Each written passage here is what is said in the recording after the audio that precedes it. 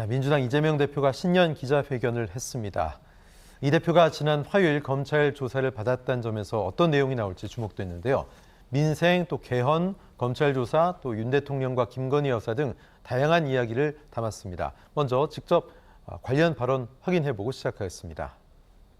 정치권 모두의 힘을 모아서 민생을 살리고 나라의 미래를 개척하는 데 집중해야 될 때입니다. 그동안 정부는 말로는 협치를 내세우면서 권력기관을 동원한 야당 파괴, 정적 죽이기에 골몰했습니다. 이중 플레이로 국민을 속여온 것입니다. 저는 이미 여러 차례 대통령과의 회담을 제안했습니다. 그 제안은 지금도 유효하다는 말씀을 드립니다. 정부가 민생과 미래 개척에 집중하지 않고 오로지 민주당 죽이기에 몰두했다. 당정에서는 이 발언을 인정할 리가 만무하죠. 그렇다면 국민들은 이 발언을 어떻게 받아들였을까요? 자, 김대현 평론가님, 오늘 기자회견 어떻게 보셨어요? 뭐 다른 건 몰라도 이 야당과 협치가 미진했다 이런 부분에 대해서는 여당도 대통령실도 할 말이 없을 것 같습니다. 네. 실제로 지금 대통령이 취임한 지 8개월여가 지나지 않았습니까? 그렇죠. 그런데 제1야당 그것도 의회를 지금 거의 독점하다시피 하고 있는 제1야당 당수나 대표와 뭔가 환담을 나눴다라고 하는 이른바 영수회담이 아직 단 한 차례도 이루어진 적이 없습니다.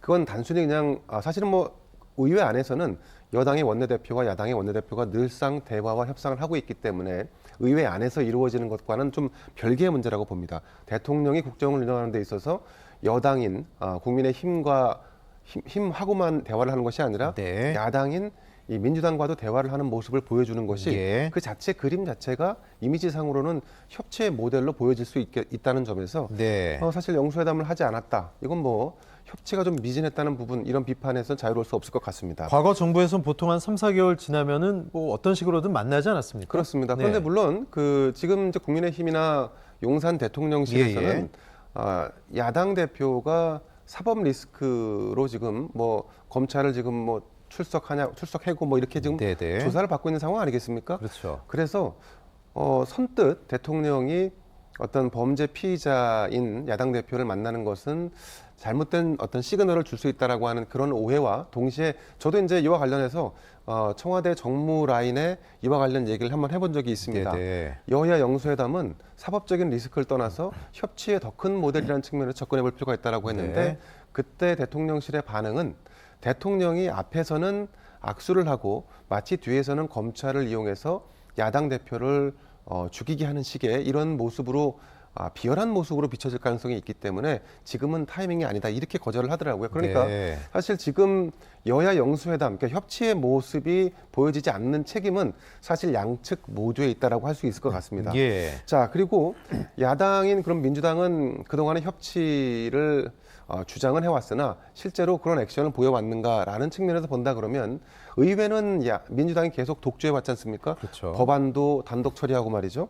그리고 여당인 국민의힘을 패싱하기 일쑤였습니다. 네. 자, 그러면서 다른 한편으로 민주당이 해왔던 것은 주력했던 것은 윤석열 대통령과 그 부인 김건희 여사를 때리는 일에 주력했습니다. 이렇게 하다 보니까 사실 민주당 입장에서도 협치라는 말을 꺼내는 것은 사실 좀 어안이 좀 벙벙한 측면이 없지 않아 있습니다. 감정이 그래서 골이 깊어진 것 같아요. 그렇습니다. 그래서 만약에 이재명 당대표가 진짜 협치를 원한다고 한다면 예. 그러면 방탄 국회라고 하는 이 어떤 의혹을 모두 제거한 뒤에 당당하게 검찰 수사를 받으면서 그와는 별개 투트랙으로 협치의 모델도 가지고 가겠다 이렇게 접근할 수 있다 그러면 네. 그러면 대통령도 조금 더 수월하게 이 영수회담을 좀 받지 않을까 하는 생각을 해봅니다. 네, 그렇군요. 자, 영수회담 다시 한번 강조가 되고 있는데 정부에서는 영수회담 형식은 아니고 다자회동이 맞다 이렇게 얘기를 하고 있습니다. 또 해외 순방 뒤에 그것도 가능할 수도 있다 이런 말로 애둘러서 거절을 한 바가 있는데요.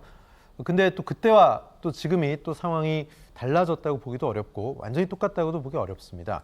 근데 정부의 입장에서는 제1야당 제안을 완전히 무시하고 못 들은 척할 수도 없는 거 아니겠습니까? 교수님 어떻게 보세요? 네, 참 2023년 새해 벽두부터 네. 우리 국민들이 참 이상한 정치를 보고 있어요. 네. 야당 대표는 제발 만나자라고 얘기를 하고 있고 대통령이나 여당에서는 뭐 굳이 만날 필요 있나 이런 이제 반응이란 말이죠.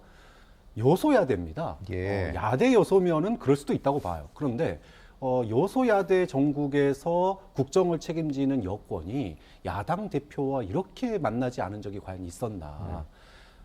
불과 5년 전입니다. 문재인 대통령이 지지율 80%를 달하고 있을 때조차도 당시에 뭐 야당에서 대통령 퇴진 운동도 벌리고 이렇게 예. 했음에도 불구하고 여러 차례 만남의 모임을 위한 노력을 했었거든요.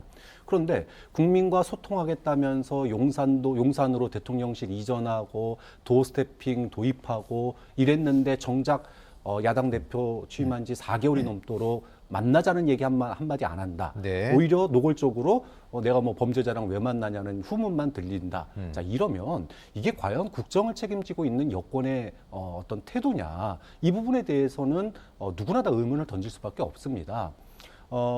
여소야대입니다.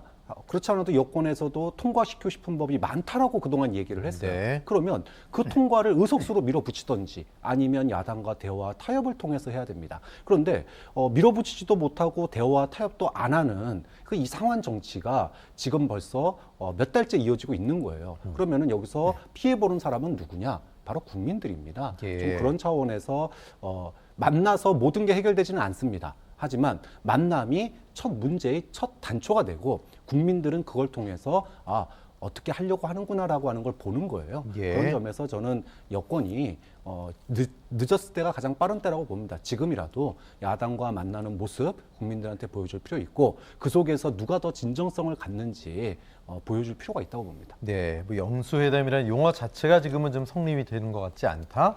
순방 다녀오고 나서 비대위 체제가 정리가 되면 그때 고려해 볼 수 있다 이런 발언이었는데